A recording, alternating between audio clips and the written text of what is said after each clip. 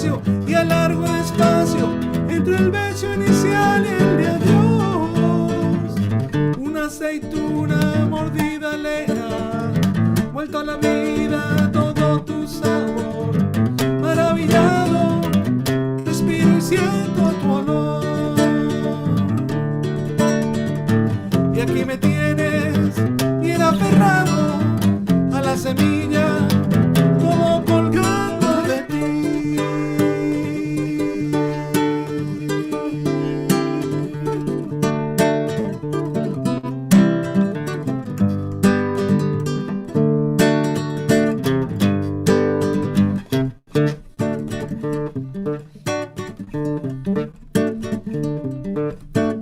Tus piernas de 3 a 6 de la tarde en la memoria de pronto me arden, y cuando quiero aliviar mi locura solo me calma con meras aceitunas. Tus piernas de 3 a 6 de la tarde en la memoria de pronto me arden, y cuando quiero aliviar mi locura solo me calma con meras aceitunas.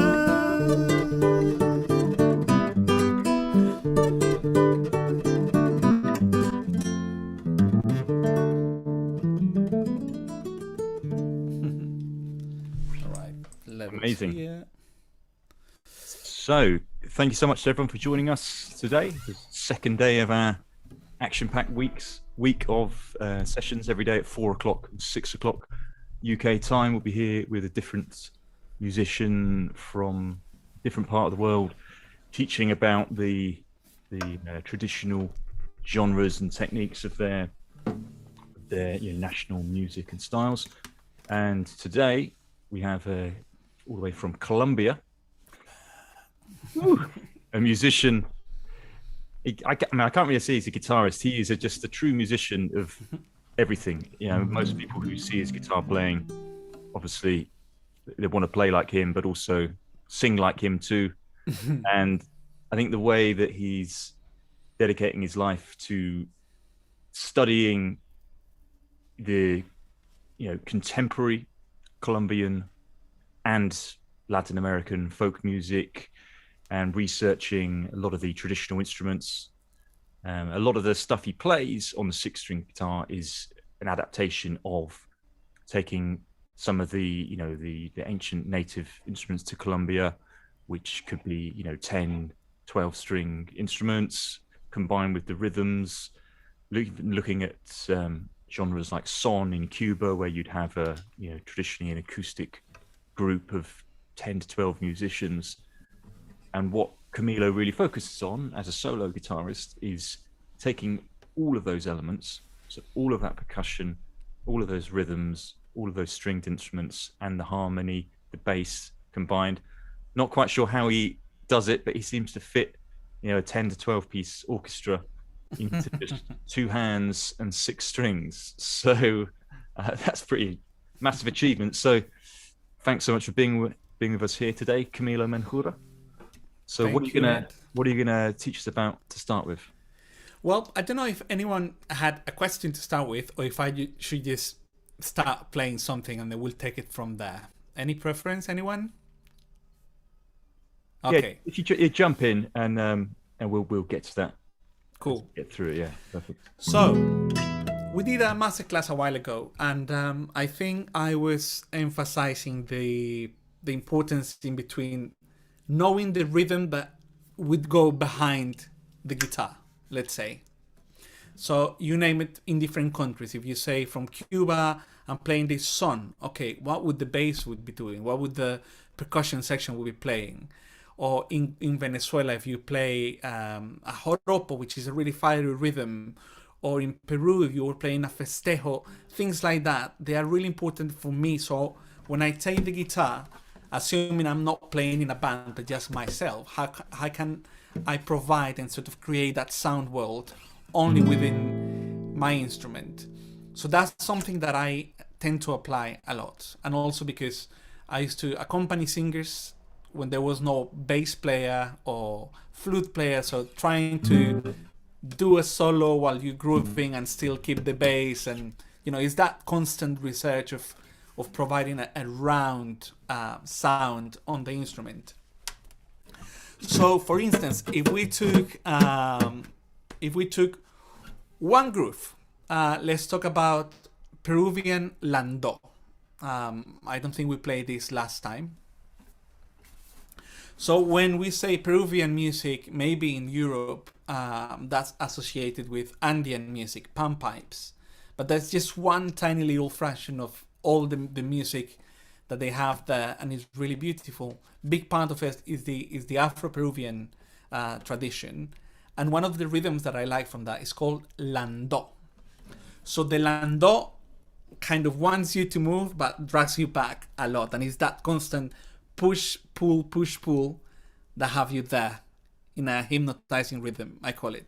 So the percussion section would go tum cra tu tum cra tum cra tu tum cra tu tum cra tum cra tum. You see, it's a loop. So if I loop it, 1 2 3 1 tum cra tu tum cra tum cra tu tum cra tu tum cra tum cra tu tum cra tu tum cra tum cra tu tum cra. So that would be played, let's say, by a cajon player, congas, little box, wooden things, and there on top of that, what do we do?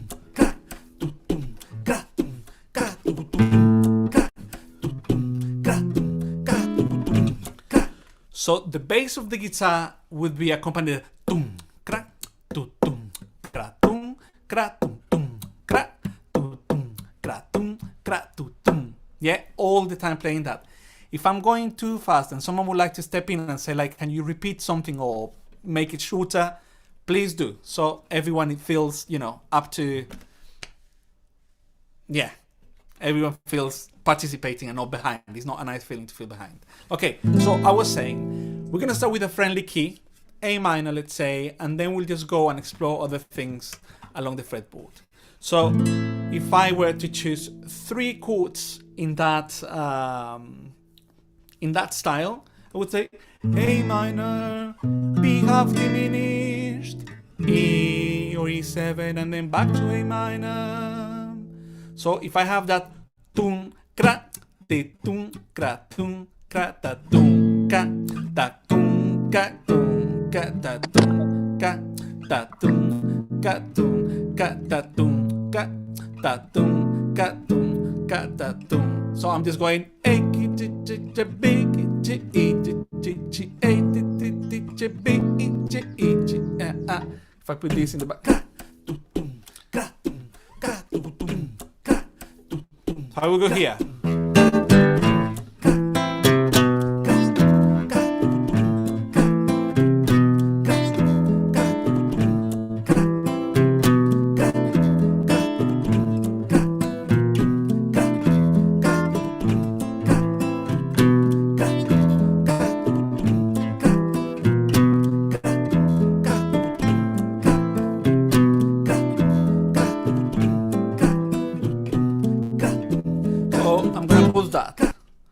So I just played A minor, B half diminished, E. And something I've learned from that music, and also the main guitarist that I've followed in my life, is to find interesting ways to go from one chord to the other.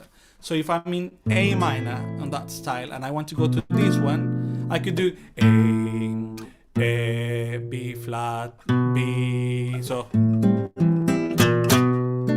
I land there kind of strong. Tum, cra, tu, tum. That bass line is supported by the percussion. Tum, tum. So tum, ding, tum, tum. Then I go to E and then back to A minor.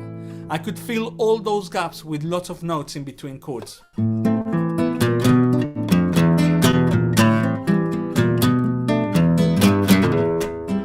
But it just becomes a little bit too busy. So tum, ding, tu, tum, ding, dun, da, ding, dun, ding, tu, tum, di, tum, da, tum, tu, tum, di, tum, da, di, tum, ding, tu, tum, di, tum. Any questions up to that point? No? Yes, Alex. I have a question. Yeah. What's the time signature there? Because You said something like in three, but I feel it like in an odd time almost. I can't line it up. Yeah, it's surprisingly simple. If I count it, it's like, oh yeah. So it would be maybe the loop that I just did here is not quite precise, but I would say the way I feel it, or it's easy to follow, is in 12/8. 1 2 3 4 5 6 da da da da da da 1 2 da da da da da 1 2 3 4 and chakata chakata chakata chakata chakata. Yeah, so it's simpler than it seems. Yeah, let me just try to do one that is a little bit more precise.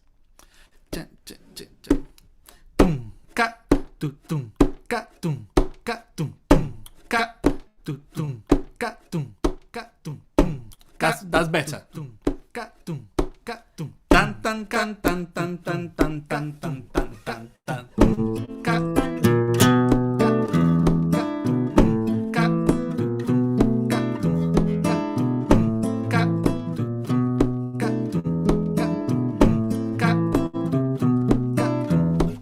Okay, so that's the first thing. Then from there, I'm gonna add just two little variations to it, to the bass line. So A minor, to get to this one, traditionally, tum, tum, di, dan, A, E, C, B, A, E, C, B, and it brings me there.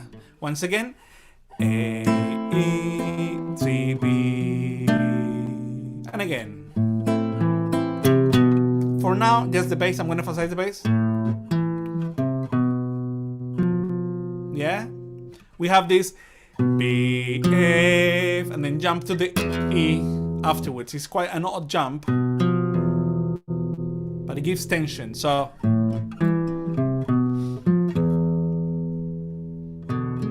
and then back to A minor. I'm just playing literally the notes that are part of the chord, so not having to move anything extra.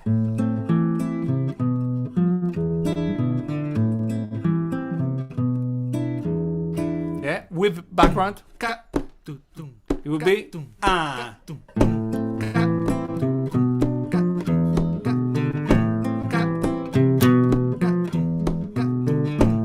The B flat.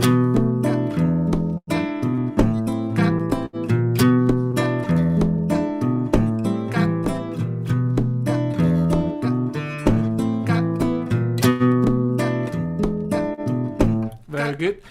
Now that it's kind of clearer, that we have that I'm going to fill the gaps in between that bass line with some chords. What did I do? Literally, I enjoy playing these strings at once, at the same time.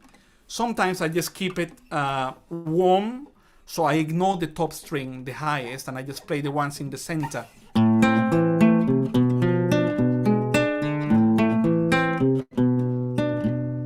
And then when I want to expand the sound,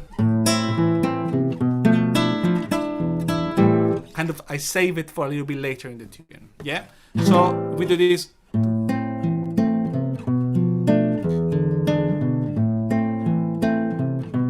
Slow motion.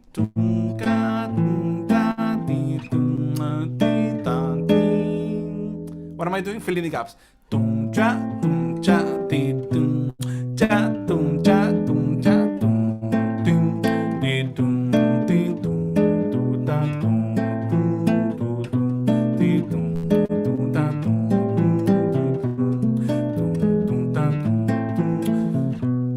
Who is leading the whole thing?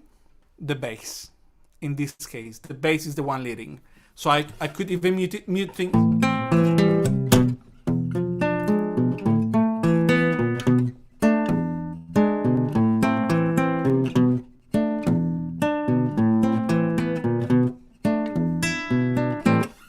Right? So there's so many things that come to mind, but I'm just throwing ideas, and again, if you have any questions or comments, please step in.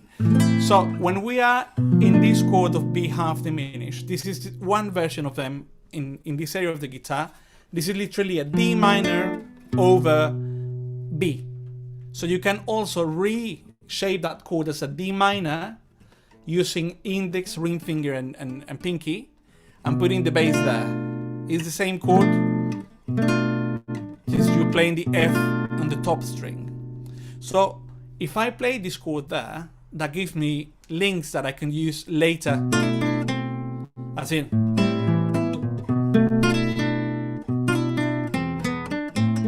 to create melodies when I'm changing from this chord to the E to the A. So just to show a couple. That's the one we started with. Now C B. Bing C B.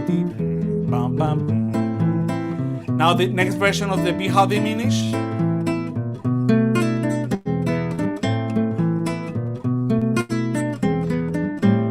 So what am I adding? Counter melodies.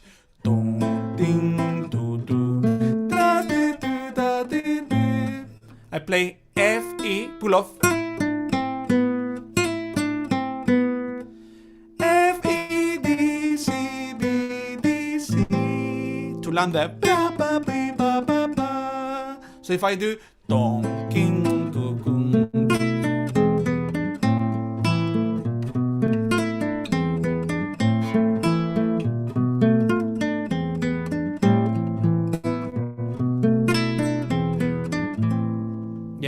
I think we are not playing. I'm just saying we're not playing the easiest rhythm to follow, which is the first that came to my mind. But let's just groove on that and feel that even if the timing is a little bit irregular or feels irregular, it's a very friendly chord cycle. Okay, here we go.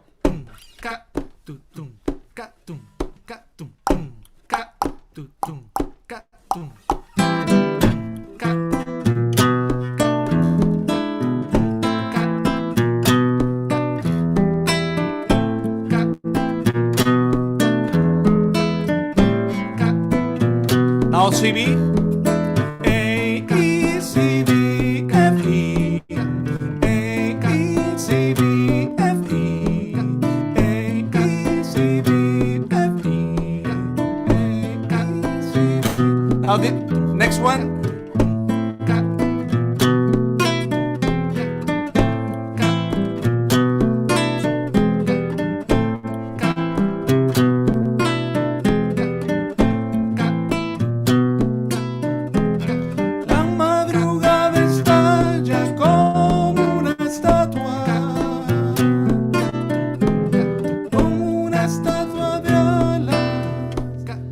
On top of that, there's the singing, but then the singer does that. We just accompany that.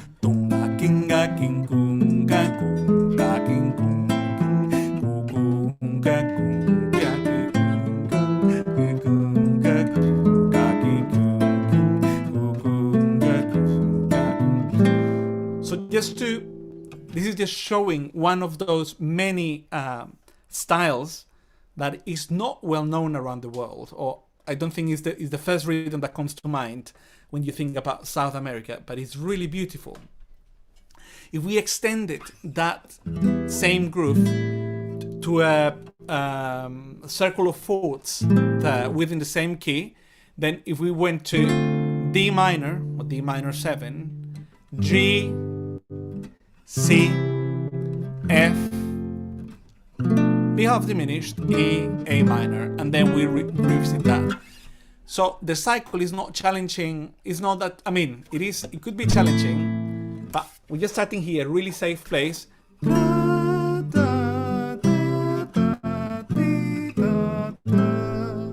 Within that groove. So, first one.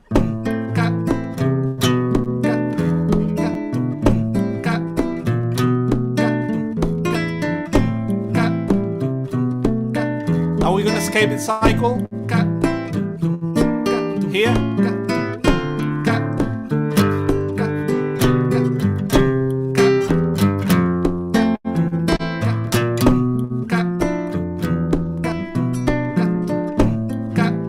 7, D minor, G,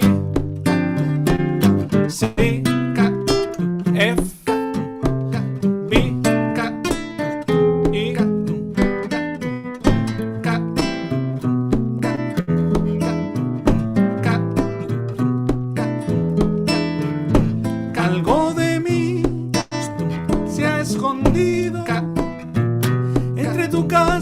mi casa será el calor que no abraza. Lucirá tierra titana como tal. Poco es mentira que algo de mí se ha escondido entre tu calle y mía.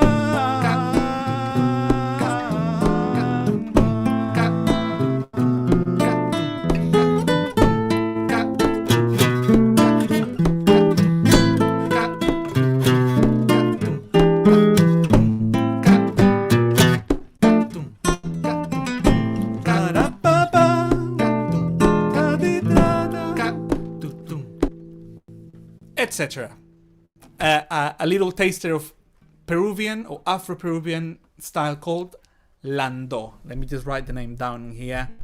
So if you like it and are curious about it, then that's the name to search for. Can I ask a question? Yeah, sure.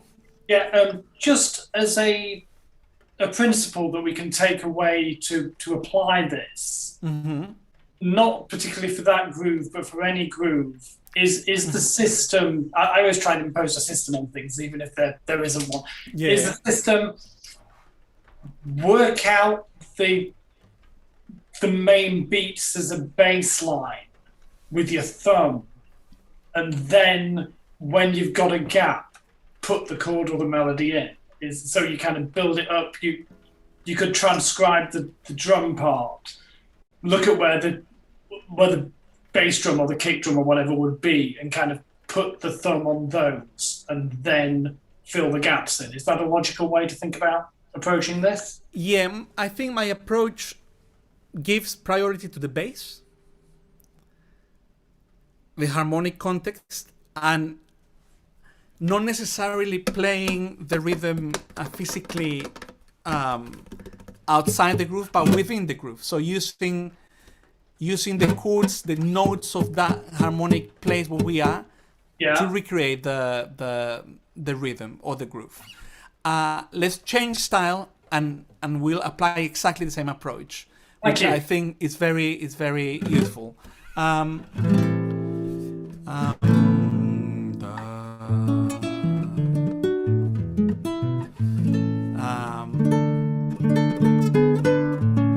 Okay, if we took, for example, there's a family of rhythms. Let's say there's this sound of this family of music called Joropo, from the region in between Venezuela and Colombia. It's one of those national Venezuelan rhythms. So I'm writing the name here. Joropo from Venezuela. Yeah, someone mentioned Susana Baca in the chat box. Yeah, Susana Baca is one of the icons of Afro-Peruvian music. Okay, so when you listen to Joropo, old one, or the new one is a little bit busier. Let's say if I took this tune called Montilla. Vengo a trobar este golpe que un amigo me mandó pa' que mañana o pasado hagan lo mismo con yo. Right? Where does that come from? Let me just get another instrument that I have here. So I show you the original, let's say, and then what I do on the guitar. Just one sec.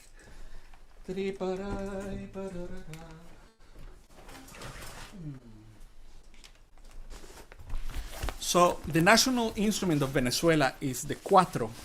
Cuatro, like the number 4, you spell it. And I guess very long time ago, it was just an accompanying instrument. But nowadays, it has become quite the soloist instrument, and it's very versatile. You would say, oh, that's like a ukulele, or like a giant ukulele. You could say that. But the tuning is different. It's like playing the guitar on the 7th fret.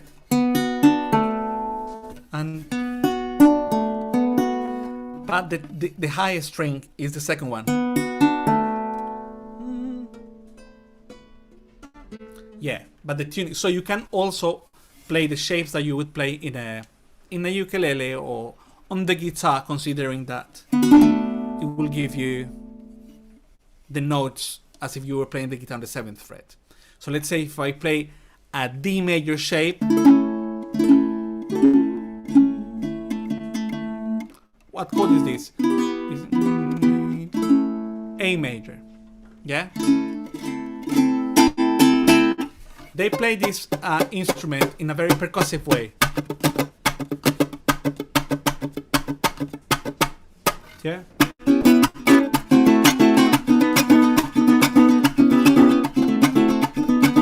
Oh.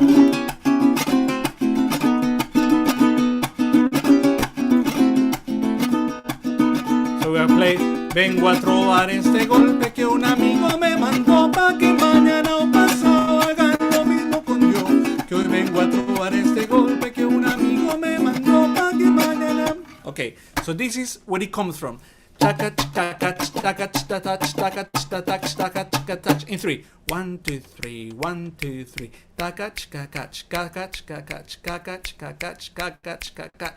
When I try to do exactly the same strumming pattern in the guitar,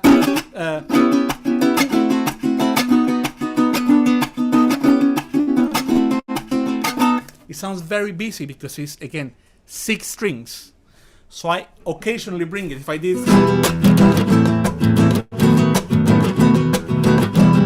I find it too busy, too many notes there.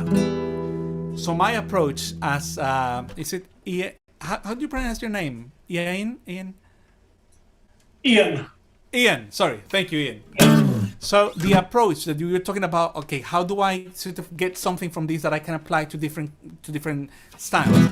So instead of playing the whole thing, I go to my priority, the bass. What would the bass be doing? And the bass in this style will be doing tan, tan, tan, tan, tan, tan, tan, tan, tan, tan, tan.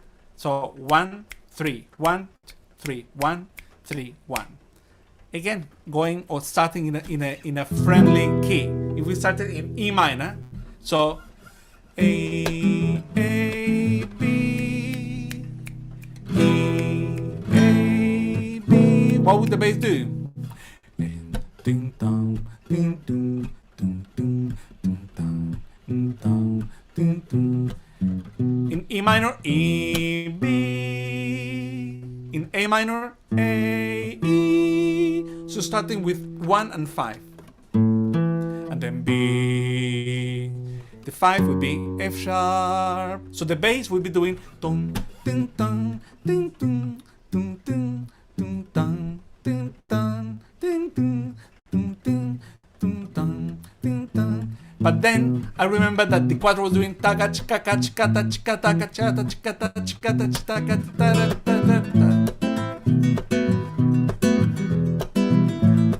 So how can I, without stopping playing the bass line, bring that in here? And you see, it doesn't come from a flamenco approach. It's a completely different thing. It's from the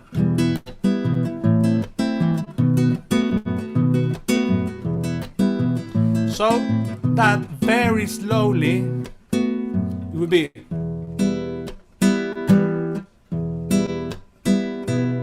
what am I doing? Dun. Bass strumming down, and the first part of the rhythm strumming up, but not like this, upwards. And as I explained before, I tend to put these fingers kind of attached to one string, so they are already there.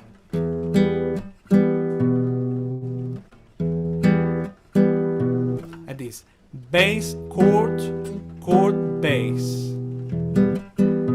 Once again, bass, chord, chord, bass. And the bass, I alternated root and fifth of the chords. So if I do that, yeah, do cha, cha, tune, down, up, down, and both downs are basses and the ups are chords. Down, up, down. On the first chord, in A minor, exactly the same. And in B7, same thing. It starts again.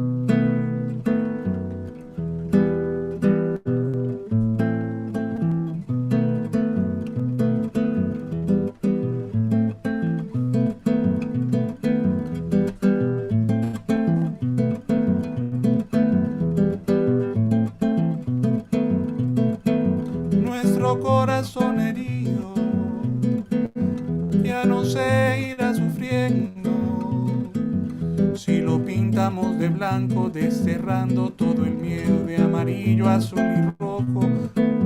Yeah? So you see that rhythm that at the beginning seems really complicated. It comes from that bass up, bass, bass up, bass, bass up, bass, bass, dun, dun, dun, dun. 1, 2, 3, 1, 2, 3, 1, 2, 3, 1, 2, 3, 1, 2, 3, 1, 2, 3, 1, 2, 3, 1, 2, 3, 1, 2, 3, 1, 2, 3, 1, 2, 3, 1, 2, 3, 1, 2, 3, 1, 2, 3, 1, 2, 3, 1, 2, 3, 1, 2, 3, 1, 2, 3. Yeah?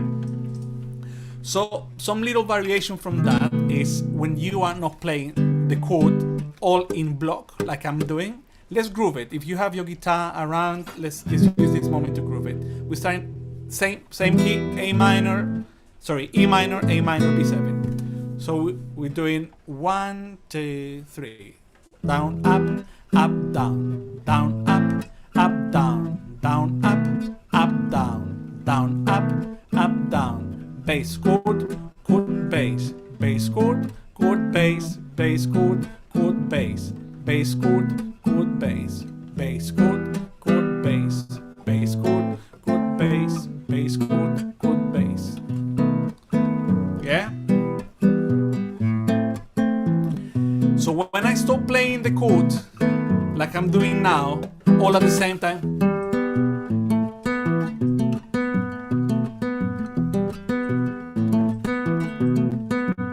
but I play independent notes of the same chord, some melodies start coming up.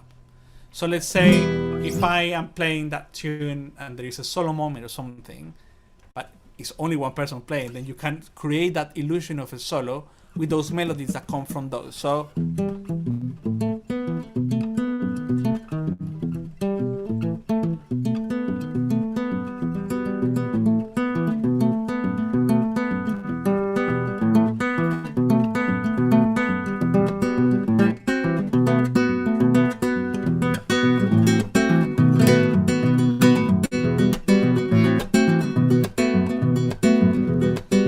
what am I doing there? Small variations of the original. Bass up, down, bass up, down, bass up, down, bass up, down.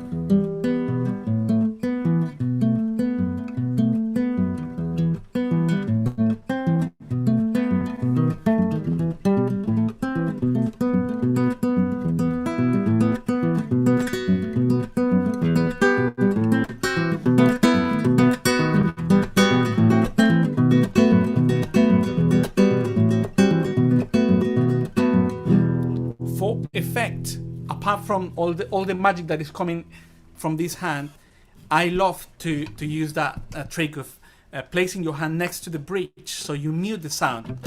So instead of having full, which is great, so I'm gonna stop from doing the full chord but single notes. Exactly the same. I'm not doing anything different from what I said before. Bass up, down, bass tack, tack. And then I place my hand, my right hand next to the bridge of the guitar.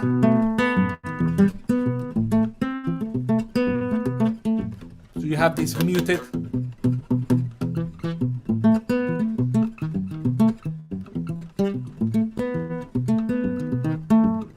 So both in guitar and singing, when you mute it, when the duration is short, it's groovier somehow.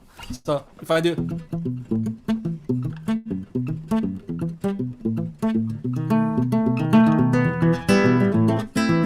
kind of to pre-announce a section or something.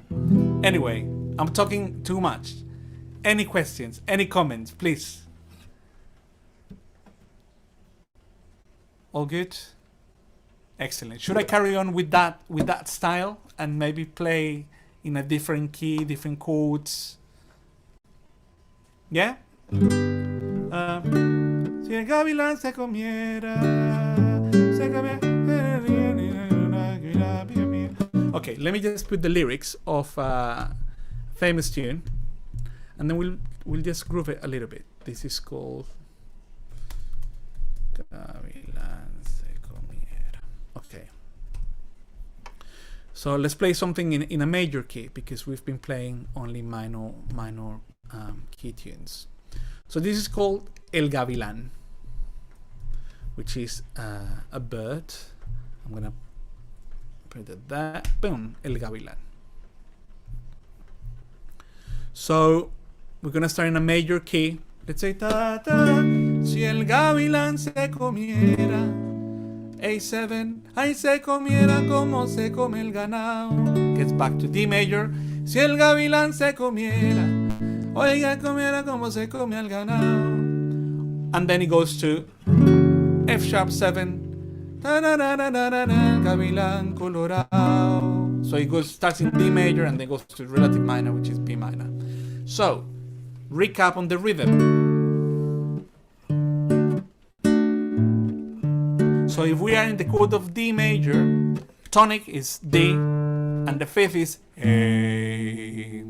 So 1, 2, 3, 1, 2, 3, 1, 2, 3, 1. That would be the bass, yeah?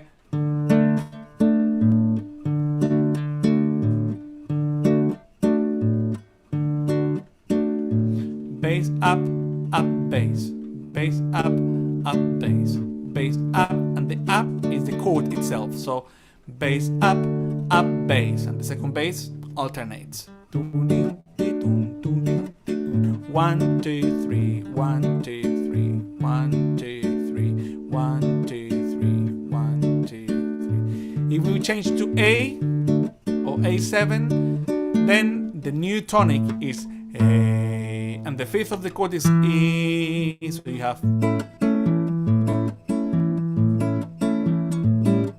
right? So that's the beginning. Si el gavilán se comiera, oiga, comiera como se come al ganado. Si el gavilán se comiera, ay, se comiera como se come al ganado. Any questions there so far? All good? Okay. Again, I'm asking because if anyone is sitting there saying, what is this guy talking about? Then that's the moment to ask. All right. Ask, when you play the A and you play the fifth, why do you play the fifth higher rather than lower, the open E? It's just personal choice. Personal I choice. can Yeah, do. yeah, I okay, can fair do. Enough, fair enough. Yeah. Dum, ding, dum, dum, dum, ding, dum. So in here I'm playing A, E, A, E, A, E, A. So going from either. I suppose you can mute the higher one with your finger as well. So yeah. Exactly. Thank you. Nice one. Good question. Good question. And again, it depends also where you're going afterwards. So if I'm doing dun, ding, dun, it makes sense to me to play the high E just before I go to the D. Otherwise, it would be a little bit of a jump. It's not the end of the world, but it's close at the other. It's smoother. But you could use it for variation. Exactly. Exactly. And then talking about those same two chords, again, we're doing harmonically simple things. It's just the groove with all the juice is. So you can do D, C sharp, B, A. So yeah, I'm getting along with this a bit better.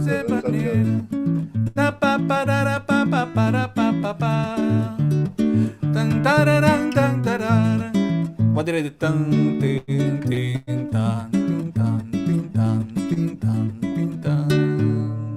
Yeah?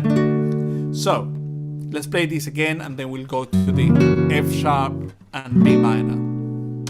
So, let's start in D. 1, 2, 3. Bass chord, chord, bass. Bass chord, chord, bass. Bass chord, chord, bass. Bass chord, chord, bass. Si el gavilán se comiera, ay, se comiera como se come el ganado. Ay, el gavilán se comiera, ay, se comiera como se come el ganado. Very good. Same cycle now with that tan tan tan tan tan. Yeah. Here we go. D.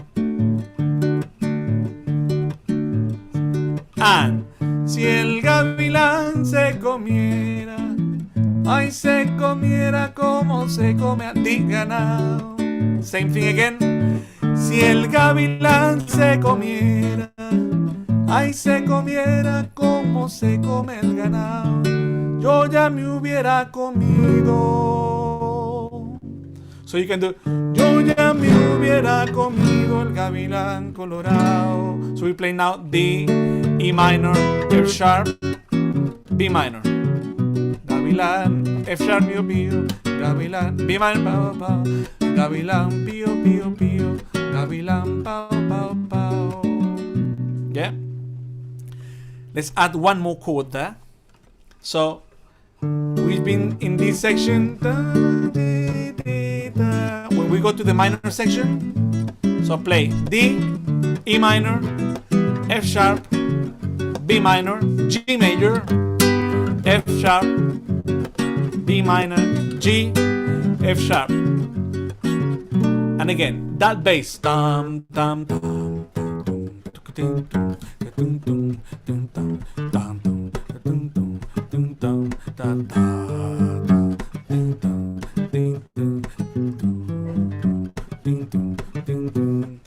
so let's play that again, that full section maybe twice, and then we'll change style and explore something different. Okay, so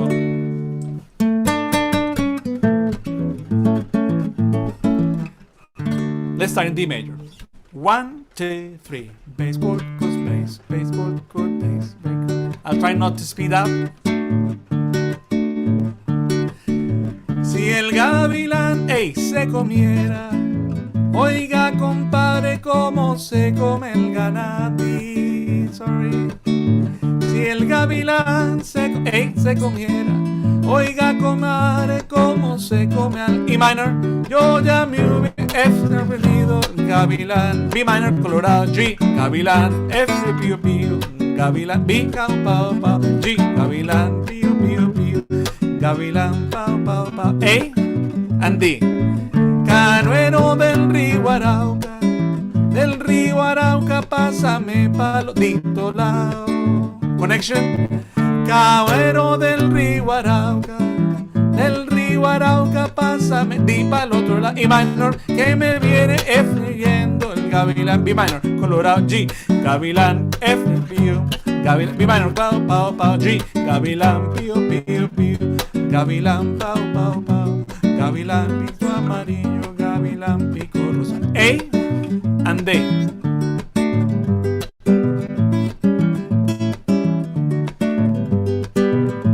So I'm just adding one more chord to the cycle. D, D, D,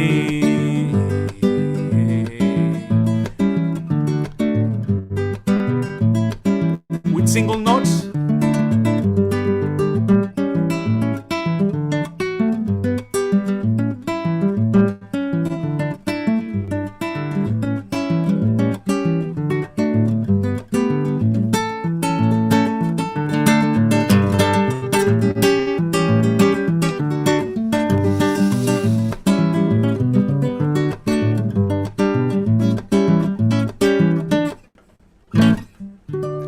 Leave this one there.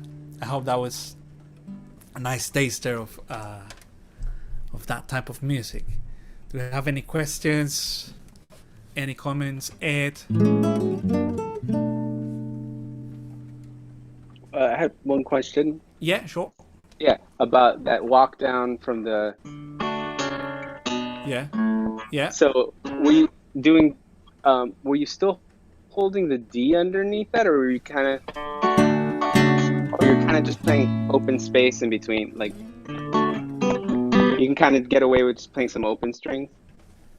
You can play open string. You can be super careful with the chords and just play everything that is within that key.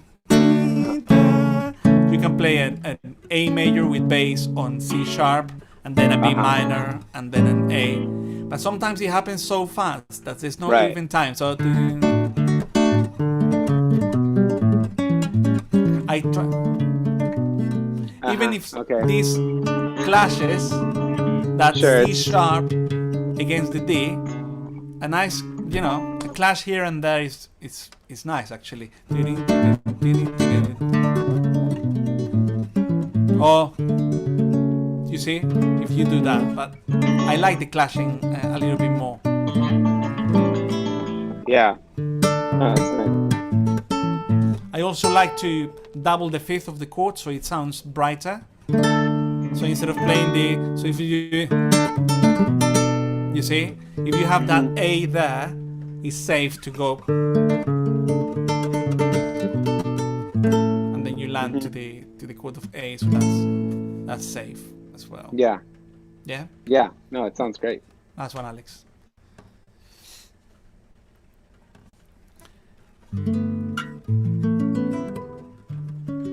What do we want to do? Yeah, I got a question, Camilo. Yeah, Ed. So I was thinking, obviously, all the stuff you've played today, for me, and probably for a lot of people who listen to different kinds of music, our ears, we might not be able to tell. Okay, that's definitely Venezuela. That's Peru.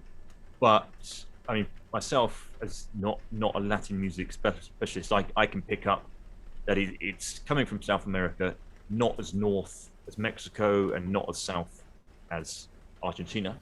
Mm-hmm. But what is it that, in your opinion, makes it sound South American?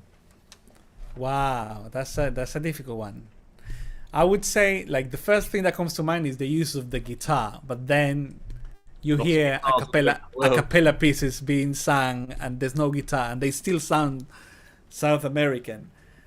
If there's something that is not South American, it's very African, very West African, is the use of syncopation. Syncopation is key in many styles. If you take, I don't know, Cumbia. Va subiendo la corriente con chinchorro y atarraya. Ca ca ca ca ca ca ca ca. Ka ka ka ka ka ka ka ka. You see, is the right amount of syncopation versus things on the beat. If everything was on the beat, it would be like 1, 2.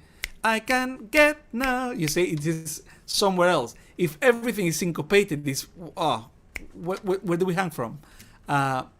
So something Latin American, I think, is full of syncopation, and I think the traditional music that I have learned and explored is very much within a form that is kind of predetermined.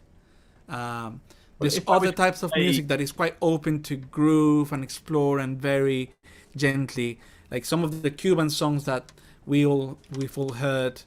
They have a very clear intro, verse, B section, bridge, chorus, pregón, pum, se acabó. That's the end. Whereas other type of music, they have a different. It's not like it's such a specific form that goes with the style. Well, what about if I asked you to play the most, or one of the most Colombian sounding things you could possibly play or think of? Yeah. What is it that would make that sound Colombian? I mean, I would think of two main rhythms in the whole country. One is a rhythm that comes from the coast, from the Caribbean coast, and it's called Cumbia. It's Afro-Colombian music, and when you see the instrument, it looks very African. You know, the drums, the patterns. But any Colombian from any part of the country, when you listen to a cumbia, you're like, whoa, you want to dance straight away. It's one of those tunes that it could be like a second national anthem. And then a very contrasting rhythm from the center that is called Bambuco. It's not as Afro-descending sounding. It's mainly for string instruments, and there's discussions about the real origin of the rhythm, if it's more European, if it's more African, and anyway. So, cumbia. Let's start with the cumbia. Something super Colombian. Cumbia, I don't know if anyone here is familiar with the cumbia style. They say, like, okay, there's Mexican cumbia, there's Argentinian cumbia, there's Peruvian cumbia. But my first reference is that raw, like really old sounding drums and voices type of cumbia. I'm gonna play you. Let me just open here. I was doing a recording the other day. Where is this? And cumbia. Just to play you.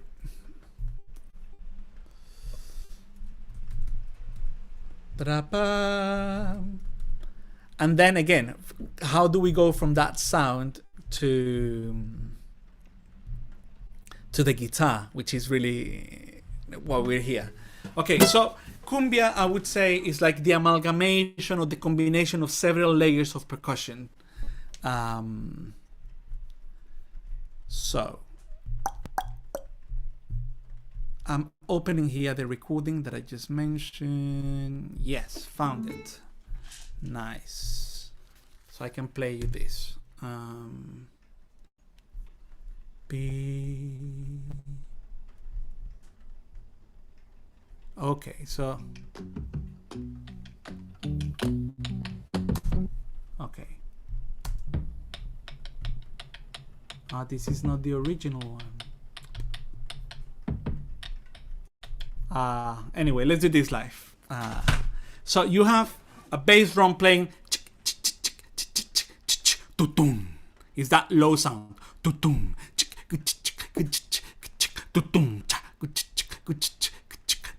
You have one little drum called the llamador or the collar playing the offbeat. You have claps and you have shakers. So offbeat, the high sound, and then the lower one. I really want to play you that tune. Let's see. Anyway, so we build that up for us on the loop pedal, yeah. Yeah, but it's just the real thing. I've got a recording. Anyway, let's just get an idea with the loop station. So we will have the llamador, the little drum, calling for the rhythm to start. So I'm gonna start this.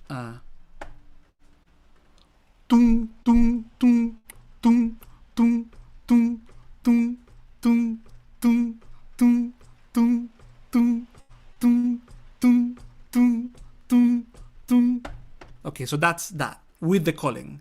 Then let's say the maracas would play. Oh no, the bass drum would play this.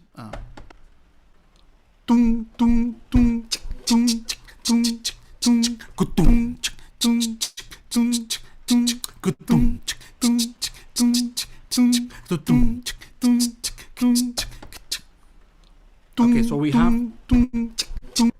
have two layers there with noise at the end. Sorry. Then if we add the alegre drum, which is, let's say, it's like a djembe. It's like a very old-looking conga. We play something like roughly with my vocal sounds, something like that. Okay, so we have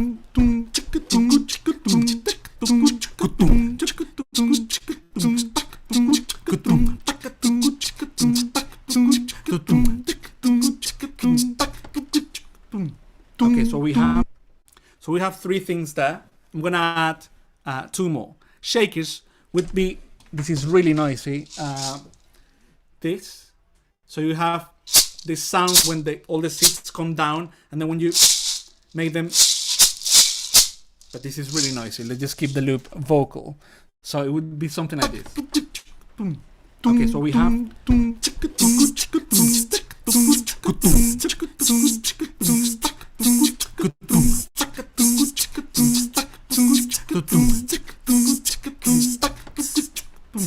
okay, and then claps, of course. Claps is part of it. So okay, so we have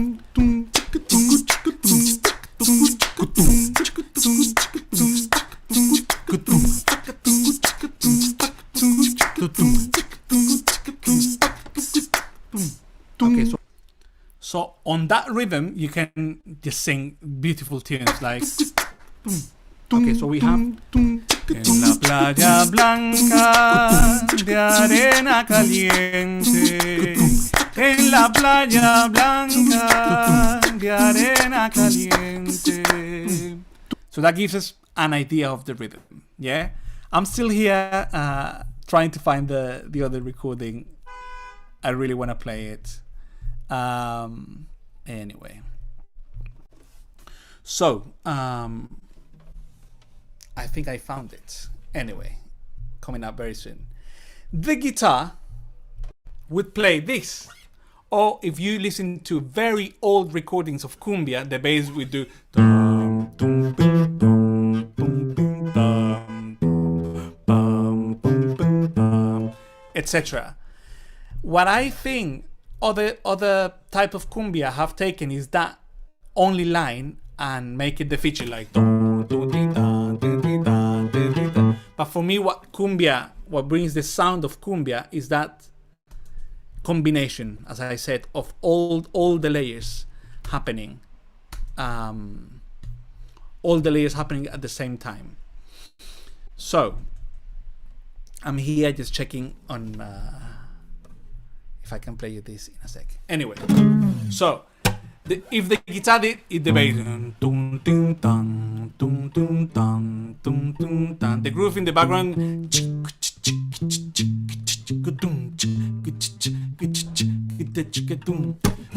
so some guitars just play this.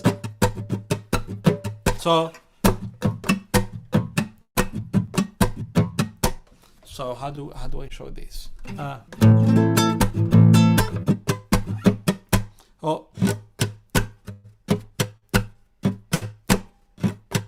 So down, up, and then one of those strumming, but not allowing the sound of the chord. Like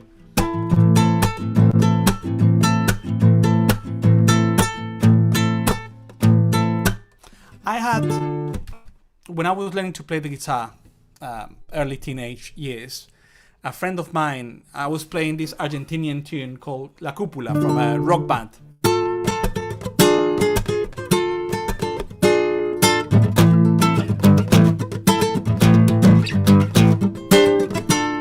I was crazy about it, but I was not playing it like this. I was just playing a whole mess. And a friend of mine came to me, Miguel, and he said, like, look, that's great. That's the chord. That's kind of the groove. But try to sort of see the guitar as this is one thing, like the top three strings. They just bring you that brightness of the instrument. The ones in the center, the warmth, and the basses is that low place that you need to keep playing. But if you play all of them all the time at the same time, it's a really busy sound. So I was there. It's like, no, that line, that's just the top, and then you call all the other strings. Anyway, that was one of the wisest things I've heard, because then when I'm playing rhythms, I use it. If I'm playing this,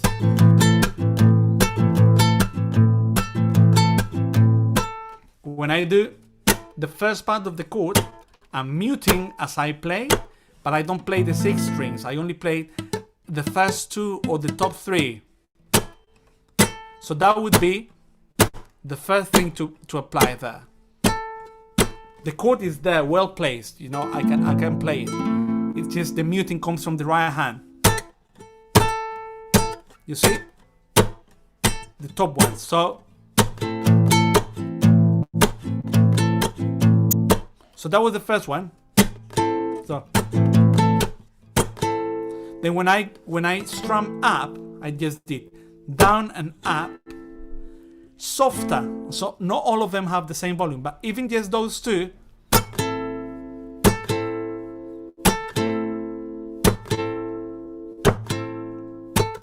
I'll carry on. Number 3.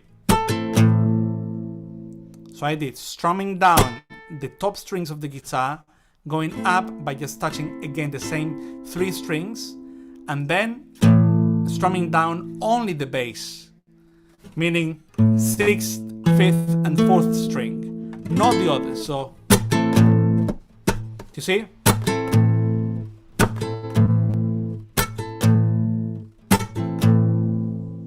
I'll add one more. So once again, it was strumming down, muting, strumming up softly, bass down, and clear sound of the strings going up. What do I have so far? Right? Nearly there. And then it starts again. So there's two more things to add to that cycle. I don't want to give you half cumbia groove. So down with the top strings muted, up softly, bass, top strings up. We need two more. So a completely silent muted of the guitar, like a very percussive one. And then up and down. Up with the top strings and down with the basses. Is that clear? 1, 2, 3, 4. Completely mute. 1, up, down. And it repeats.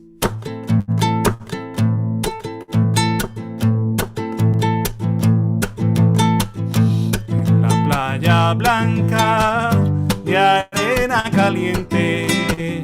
En la playa blanca de arena caliente hay rumor de cumbia, de olor a aguardiente. Hay rumor de cumbia, de olor a aguardiente. That's one way of playing it. And as you notice, this time I didn't give priority to what the bass would do. But there's of course the like playa blanca de arena caliente, en la playa blanca de arena caliente hay rumor de cumbia. Anyway, we can explore any other things in a future masterclass or something. But I hope that that was clear. Colombian cumbia. I think Newell has a question. Yes, Newell, you there? No. Okay, he'll be back. Oh yeah, he's there. Hello, can you hear me? Yeah. How you doing, man? Very well. Thanks very much. This is great. Thank you for your class yesterday. It was wonderful. Thanks a lot. Actually, I actually have two questions. One is something I always wanted to know about. A lot of South American music. They all have that harmonic minor. I always wonder, is that always been there, or did that come with the influence of the Europeans, or what? That's a good question. So look, in terms of influence of Europeans, there's there's very little evidence or recording of let's call it original South American music was before the Spaniards went there. Mm-hmm. Great things that they brought there. The guitar. The guitar, and then it just became part of the local folk, and it just, in every country, it's played in a different way, and there's variations of the instrument, like tiny instrument, long instruments. But then, before that, there's little that can be found. There's, in the north of Argentina, there are compilations of tunes that are mainly drum and voice. Mm-hmm. So you say, okay, that could have happened before the Spaniards. And some of that music have a very particular, let's say, choice of notes in terms of what you mentioned here, modes. Some of them are minor, harmonic minor. We don't have that harmonic. We don't have it. It's more. But also because then we play the instrument and we want to play things in a tonal way. We have melodies that are melodic, but against the harmonic major seventh in there. There is this beautiful type of music from the north of Argentina called baguala. So let's.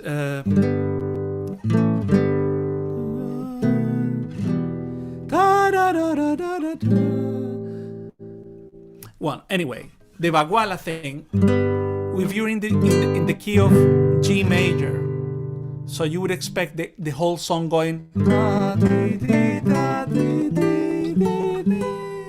right?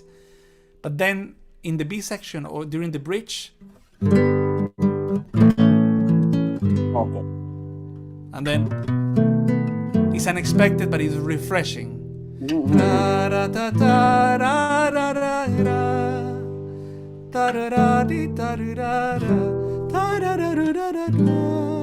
So, and then it just happened once, and you carry on with the song as it was. This is G major. We are in the world of G major. Then go to A minor, and then and it was not just something that someone came up with. It's part of the melodies that they have there. Why? I don't know. But that's one of the only examples I have of very specific melodic things that you can think in terms of modes. The cumbia, as you heard it, melodic minor all over the place. Oh, it's there, yeah. Yeah. You know, I said about the Cuban music, you know, Congo. That's something we never got. I suppose for us it's too sad, you know, to get that minor. You know how I think that's why we smile all the time, just to counter we keep all that minor stuff. We just stay in the major. But then the other question is, you know, like yourself, a lot of South American musicians. Whenever I meet them, you guys always have very. Do you guys study music in school, like in private school, or because you all seem to have a very good foundation of harmony and. Well, I think everyone has a different story. Like in Bogota or in Colombia nowadays, the musicianship and the level is really high. Let's say 30 years ago, there were only a couple of universities with very strong music departments. But nowadays, it's completely different. Okay. Like before used to be the conservatoire and the private school here, private school there, one university. But nowadays, it's a lot of offer around small scale and big universities with impressive music departments.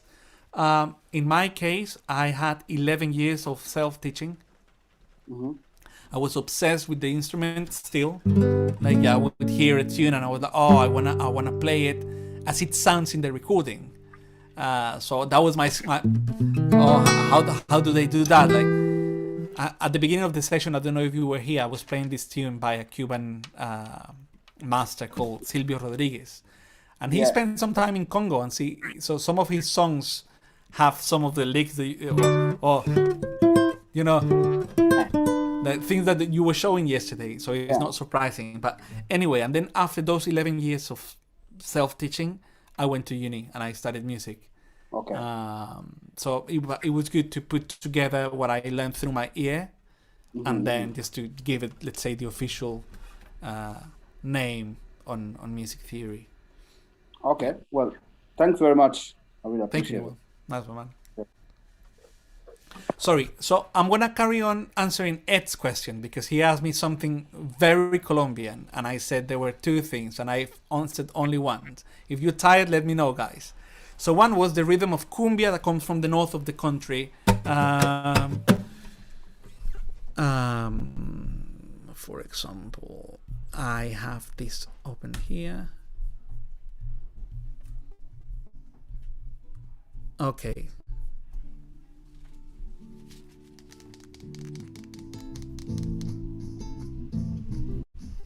Okay, I have it here.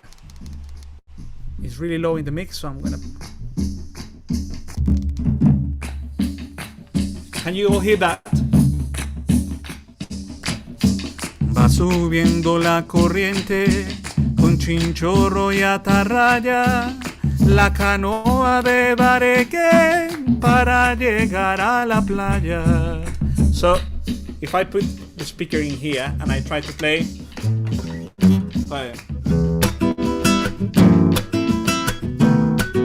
that's the rhythm that I was playing before. Right?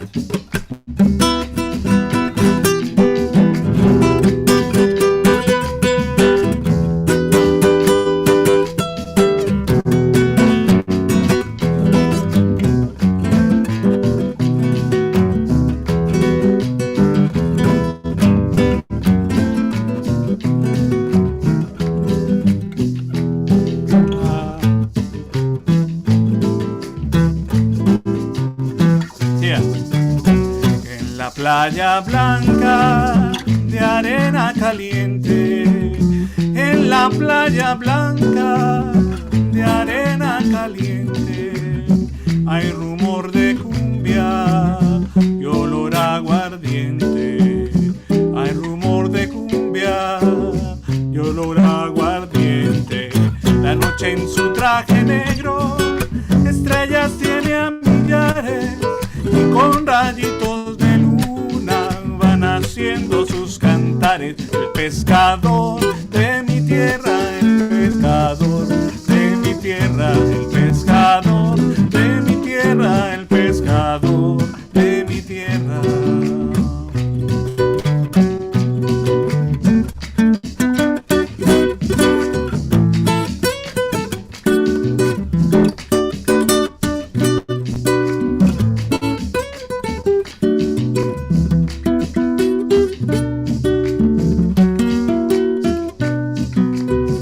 Etc. Is this such a beautiful rhythm? Anyway, so that's old-fashioned, old-style, not old-fashioned, old-style, beautiful vintage cumbia. And arguably, but I would say the second biggest national rhythm, and we're talking here just traditional folk music, right? Comes from the center of the country and it's called Bambuco. Bambuco, again, there's discussions of where it comes from, if you write it in 6/8 or if you write it in 3/4. The main difference of writing it in one way or the other one is the moment or the place within the bar where the harmony changes.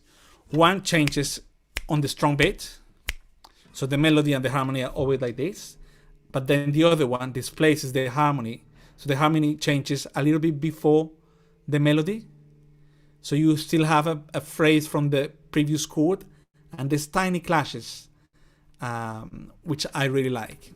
So, example of bambucos, I'm gonna play again another of those tunes that could be like a Colombian second national anthem.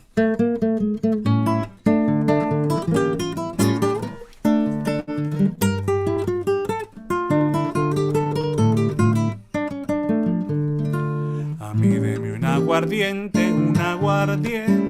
de caña, de las cañas de mis valles y el anís de mis montañas. No me den trago extranjero, que es caro y no sabe a bueno, y porque yo quiero siempre lo de mi tierra primero.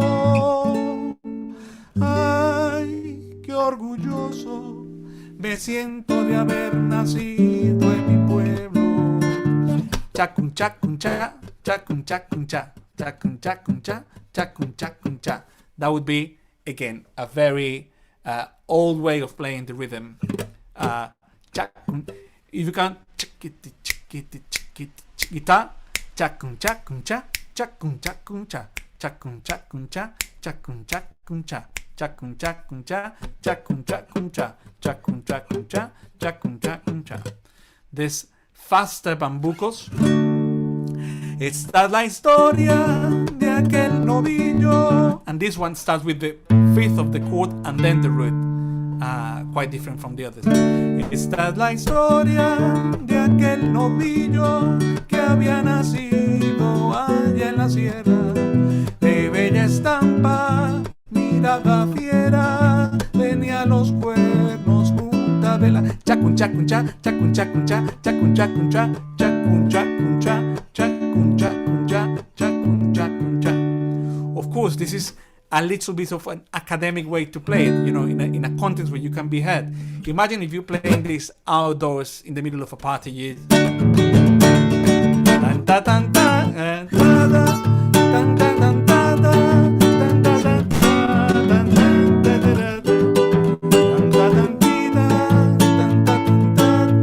So this playing wouldn't be for the guitar, but for another instrument called tiple, which is like it does sound very much like a Cuban tres.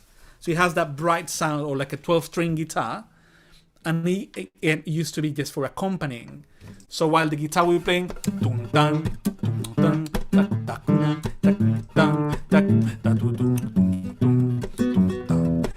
the the other instrument would be ching, jack, jack, jack, jack, jack, jack, jack, jack,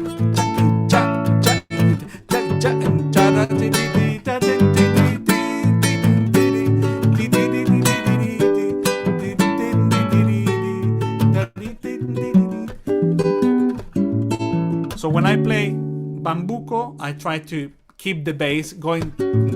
But if it's a really happy moment, I incorporate a little bit of that.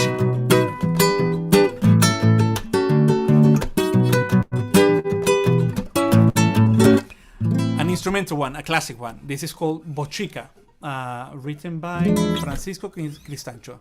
Bambuco.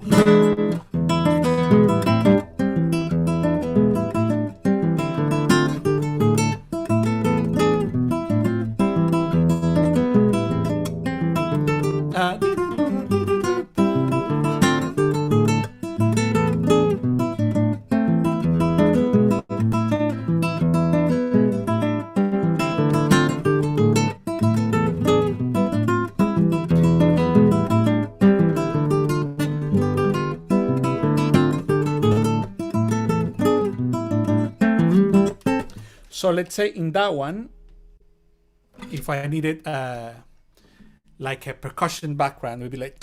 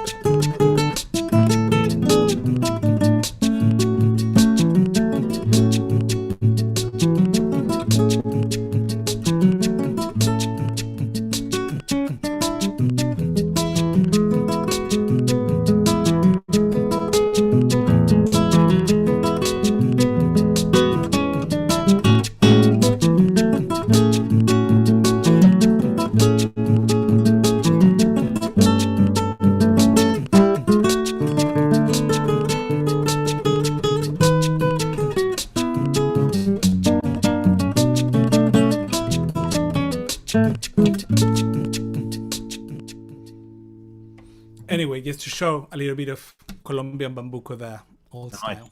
Fantastic. Thought I might as well just use this opportunity for those of you who haven't enrolled in Camilo's course. If I just share my screen here, we'll just give you a little example, because the Bambuco is going to be something that Camilo covers a lot in his second course, which is coming probably at the start of July. But the Joropo and the son is very much in his first course here. A bit more volume.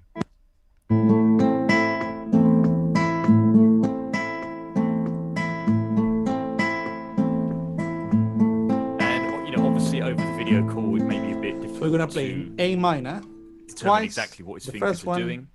Twice the variation, etc. The great thing with all the features we've got in the course.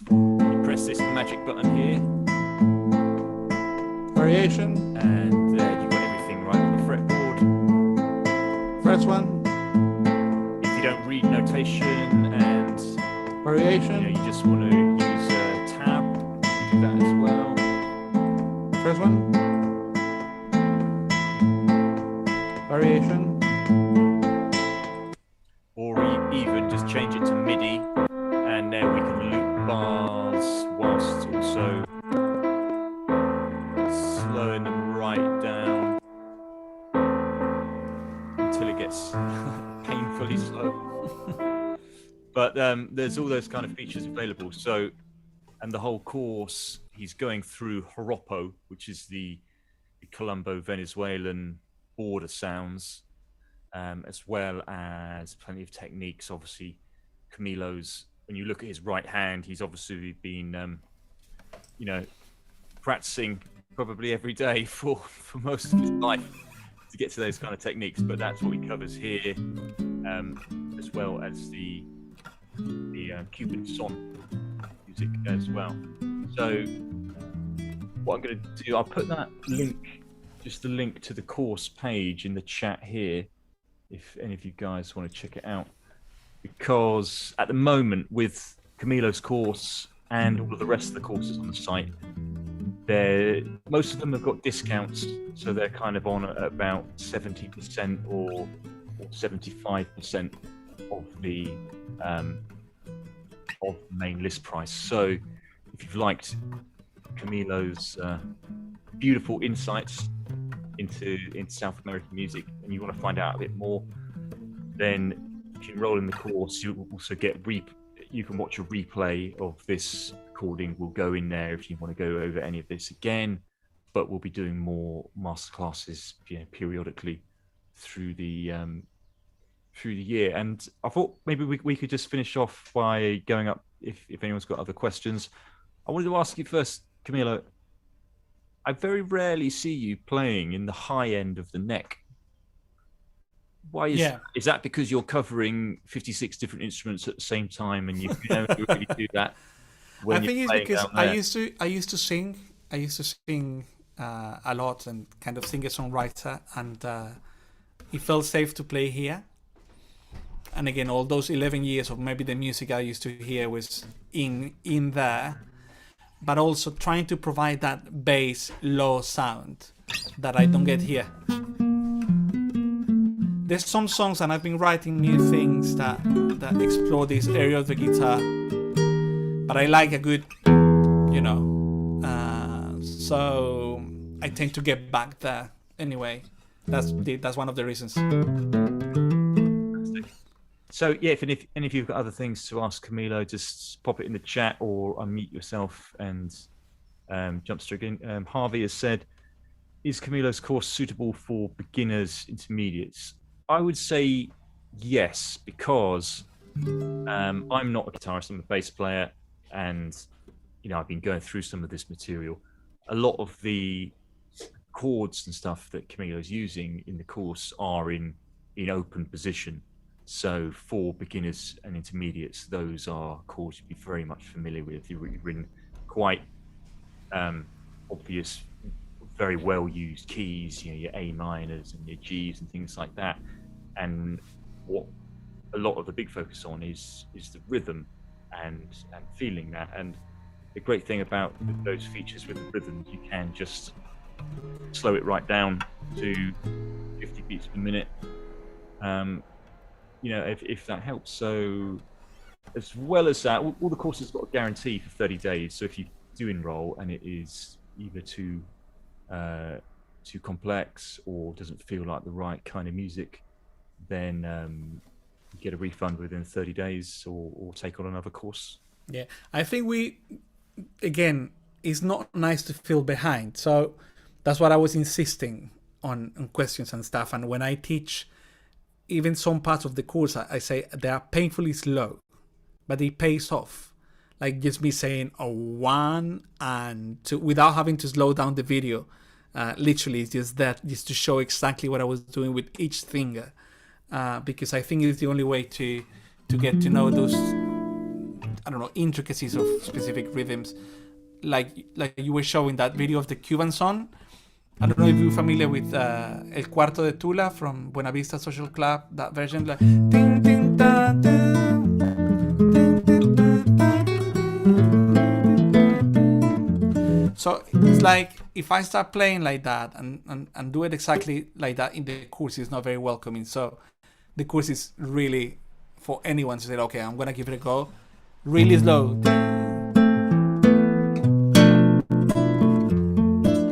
And then repeat again and again. So yeah, I would encourage you to go for it. And I think it's not. Of course, like today we started the session. I was just playing this crazy tune, and then we started just playing. So it's like, wow, is the course gonna be like that? No, the course is more holding everyone's hand and going together to explore more rhythms. Nice. I had a question. Yeah. specifically, can you hear me okay? Yeah, Alex, yeah. Okay, specifically about the sort of building up some of that technique. I'm curious, I'm Latin American. I'm actually half Colombian, half Venezuelan, so this course is perfect for me. But a lot of the technique, I've heard a lot of players like Silvio Rodriguez, Atahualpa Yupanqui, like sort of the folk players that I'm always been curious, like what helped them build their sort of technique. Like say, like I know if you study classical guitar, there's like Carcassi and Tarrega and stuff like that. But there's also Leo Brouwer, there's also Hector Villalobos. I wonder how much of that influenced your playing too, because yeah, your technique is great, but you also maintain that sort of folk quality of the playing of the instrument. Like if you can improvise in a very, very clear way. So I wonder how much in the college maybe, or on just your regular folk musician in Colombia, how much they studied maybe particular techniques from like classical guitarists, or if it was more of just like you learned sort of by listening to records more, or if it was a mix of both. Well, in my specific case, as I said, I was crazy about Silvio Rodriguez guitar playing, and I also used to play. I was a teenager, so the nice rock tunes from Argentinian rock mainly because I could understand the lyrics. And but Silvio Rodriguez is just he revolutionized the way that people write music. Anyway, he is Cuban, and some of the traditional rhythms from Cuba can be heard in his playing. But also, he was a student of Leo Brouwer. Leo Brouwer is one of the most famous composers for classical guitar.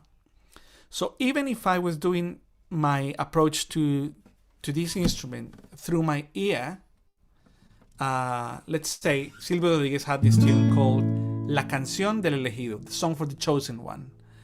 And then the bass line goes A, E, A, A, E, A, A, E, A. How do I know that? Because I listened to the song 1,000 times. But then with these two fingers he's playing A, B, C sharp, D, D, C sharp, E, A. At the same time.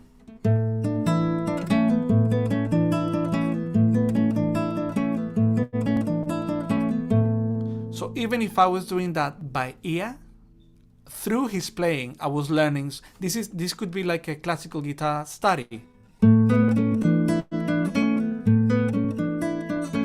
Siempre que se hace una historia, se habla de un viejo, de un niño o de sí. Pero mi historia es difícil. Voy a hablar de un hombre común. And all those licks in between chords. So in his particular case, yeah, there's a strong influence of classical music and classical guitar. But other players like Atahualpa Yupanqui, he's more folky. He's more, I don't know how academic was his approach to music. Me, I studied, I did, again, that folky, the music that I was listening to, trying to play it. And then when I went to uni, I had to play some studies like you were mentioning, like...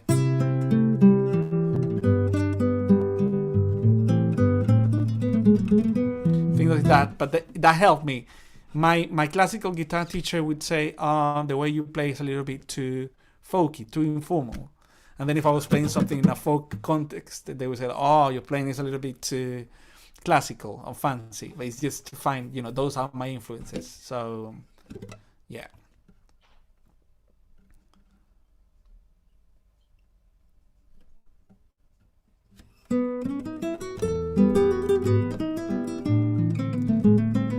You know that one? That's a Venezuelan waltz. That's actually, that's the one I learned in high school. Antonio Lauro. I love it. It's included in the previous grade 8 book at Trinity.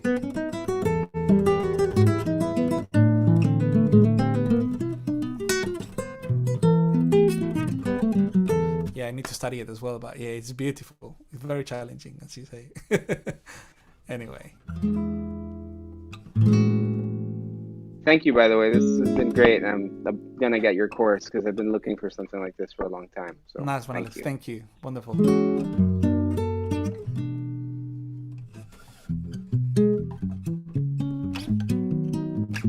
I just keep playing and talking. Like from Venezuela, there's another rhythm that I fell in love with, and it's called merengue.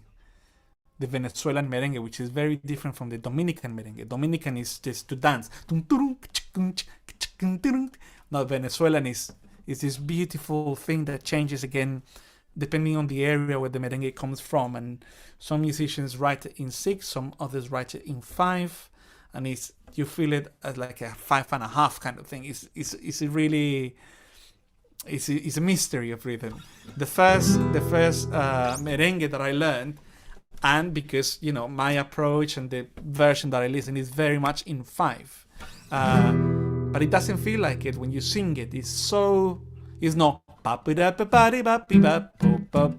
it's 1 2 3 1 2 1 2 3 1 2 1. So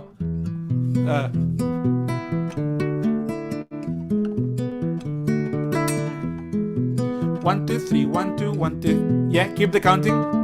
Luce como 2 panales de miel, tus labios y tu piel morena, mujer, fresca como una manzana, vas luciendo tu elegante andar, pero libre como el viento se ve.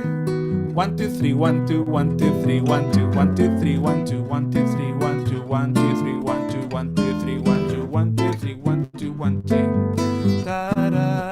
de un amanecer, dulce, alegre mañana, domingo temprano, por la plaza vienes tú, las flores se muestran alegres, capullos, botones brotan para ti.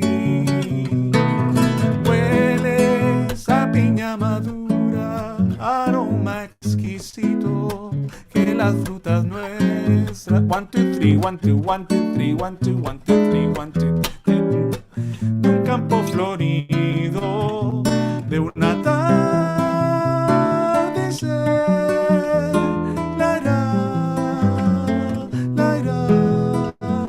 de un atardecer,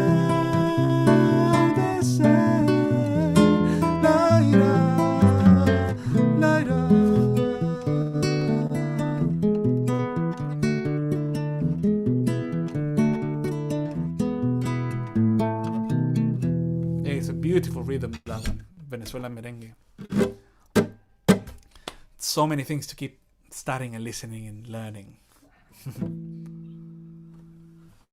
Nice. I think I'd like to see a guitar battle, Colombia versus Congo, with you and Newell.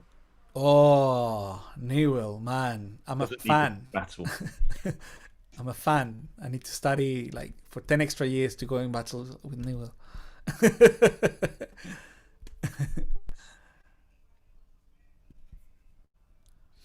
All right. So, guys, any other question? Anything?